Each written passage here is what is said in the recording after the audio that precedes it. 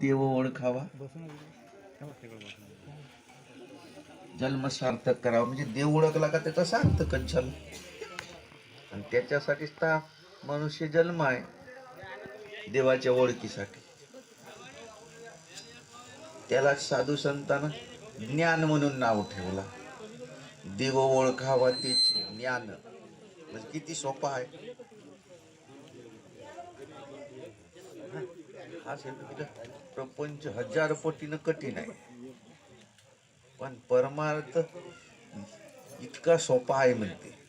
नाही तर परमार्थ एवढा कठीण आहे तर प्रपंच सोपा आहे म्हणते.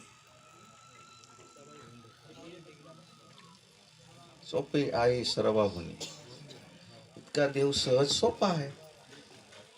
तर त्याच्याकडे मन ठेवून राहावाचा. आता तुमचा कर्म आहे,